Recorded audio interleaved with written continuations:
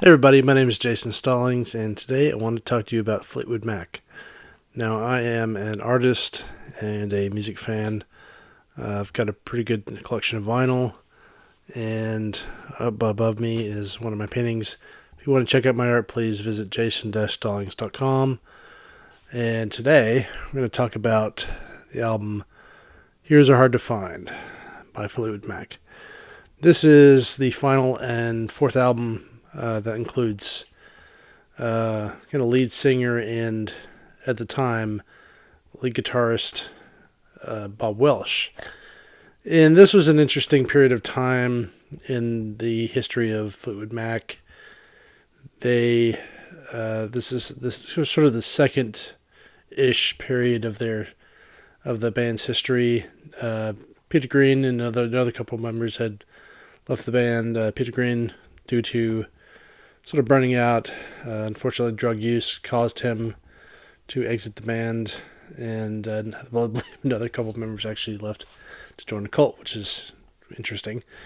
But I mean, a lot of people only kind of really know this band for the period after this, which is where the majority of the music is made, but there's a pretty extensive back catalog. But I would say what makes this, I guess we'll go over the history of them a little bit. So, yeah, the Peter Green's Fleetwood Mac, a lot of great energy, is more of a bluesy kind of like traditional like English blues rock band. And they have some great albums. Peter Green's Fleetwood Mac is a great record. You should definitely check it out. I think that what they have in strength in terms of performance and like musicianship, they kind of lack in maybe songwriting chops a little bit. I mean, of course, this is the band that wrote Black Magic Woman, which Santana popularized. So I wouldn't say they're necessarily slouches in that regard. They're just they're more of a just kind of a bar blues kind of band, and they wear that on their shoulder. They're fine. They were fine with it. But so getting into this era, you have starting in 1970, you had funny feature games.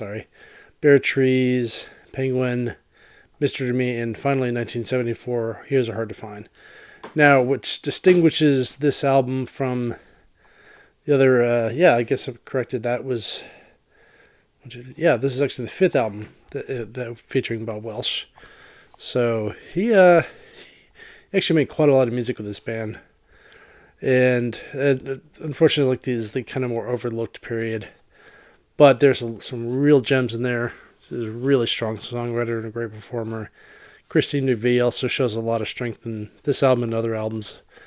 But I think where this stands out from his other albums that he's involved in is maybe the songwriting is a little stronger. There's production is a little more pronounced.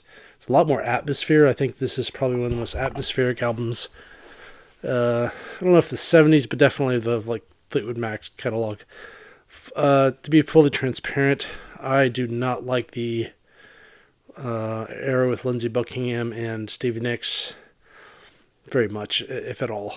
I think there's a couple of decent tunes, like Gold Dust Woman's a great song. And I don't think that era is lacking in talent or anything like that. Clearly they were more of a pop band at that point. I just don't really, if I'm going to admit, like, the songs just don't do much for me. It's just not my taste. I sort of grew up with that era of that band, kind of shut down my throat a little bit, and just didn't do much for me. But I think that what's weak about that, especially on Rumors, which is easily the most overrated album of all time, it's more of a matter of, like, production choices. And those production choices and songwriting choices run a little bit counter to, like, the subject matter, what's going on in the music, and maybe to a point where it gets a little grating. That's why I don't like those that particular era of the band. And part of it is a little bit of a musical taste thing, personally, but it's also just, like, objectively just production choices I don't think were serving the ideas they're going for, and maybe were going for a little bit too hard of a commercial sound that ran counter to what they're doing and what was going on with the band. But with this era, there's no lack of it being a tumultuous period. I mean, there's a lot of legal issues. There's a whole tour where the record label effectively, even though the band was kind of really needing to regroup and take a break, the band effectively sent a fake version of the band out on tour, which is wild. I've never heard of that before. So getting into this record, you start with kind of a sign of a little bit of what you would hear later, but I think if there's any hints of what they would sound like with Stevie Nicks and Buckingham, I kind of think that those songs are better. Now, to start out, this is easily the most questionable album of art of all time, and I don't know if there was any. I think there was no ill intent with it, but it's just, what is this? Yeah, very strange. I mean, the song, the picture on the back is great. That's old Bob Welch there, and I guess to preface this, Bob Welch had a pretty good run in this band. He had a pretty good solo career. Unfortunately, just due to his own poor health, he had a pretty tragic end to his life, which is real sad. But, we're not here to wallow in that too much. But I think that it's interesting because this is not something that's brought up with this in the subject matter of this band much. So, Heroes Are Hard to Find is a good tune, but it very much sounds like this kind of breezy 70s California rock song with, a real prominent horn section, where you get the most interesting and where I think this band stands up for the most. And a friend of mine suggested this album because I stated I just absolutely did not like Fleetwood Mac, and that was because of one particular era. But Coming Home an Angel totally blew me away. I was just like, how is this the same band that made Rumors? A completely different sound.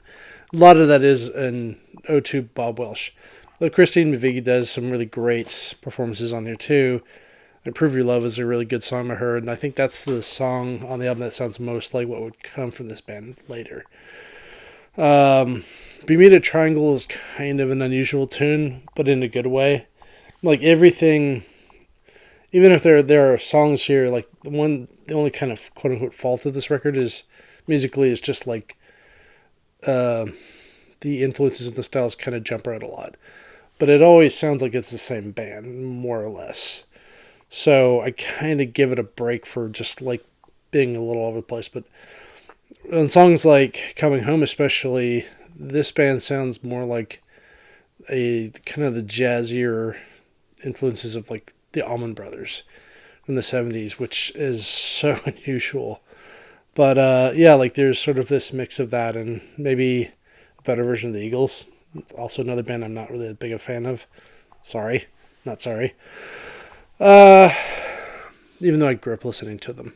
And, Don Henley's a Dallas guy, so am I, so can't hate it too much. Yes. So Come a Little Closer is another kind of nice tune. I don't know exactly who sings on what, but that sounds like Christine. She's Changing Me is a wonderful kind of country, breezy country tune. Bad Losers, so fun. There's some really fun rock songs on this that are very jammy sounding, and Silver Heels is a really kind of fun. Everything is it's this collection of fun, interesting ideas, and despite what sounds like what was going on in the band, sounds like there was. I mean, I hear a lot of really great intent and a lot of great intentional, creative energy in this record.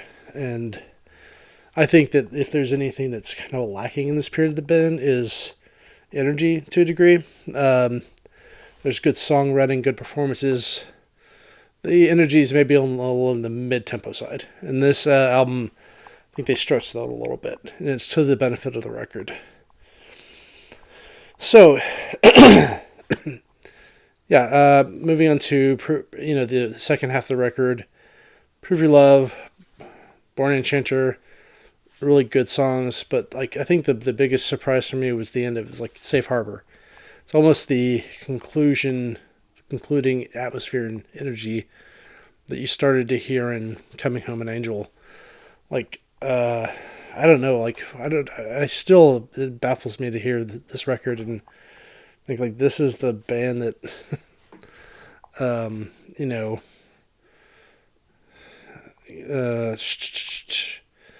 made oh gosh, what is on the Rumors? Yeah, I mean Rhiannon's a good song. I just what I don't like about Rumors is there's just a lot of cheese. Dreams is a great song. I won't knock that one, but like You Make Loving Fun is the goofiest song I've ever heard in my life. And the band that made this record wouldn't be caught dead doing that. So, what's up, guys? What happened here? I mean, clearly the shift was this band wanting to attain some kind of level of commercial success. I don't knock that. I'm not the kind of person that thinks that like selling out is entirely a bad thing.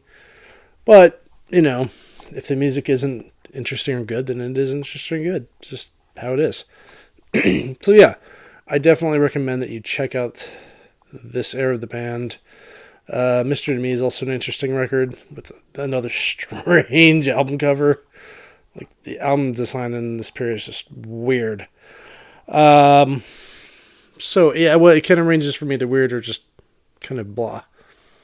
Like Bare Trees, good album. What's up with that album cover? Just very boring. It looks like the kind of art that gets put on the walls in like elderly living spaces. It's non-offensive. Kind of really is like indicative of the music a little bit, but the fact that Bob Welch is a really strong songwriting performer kind of made it for it.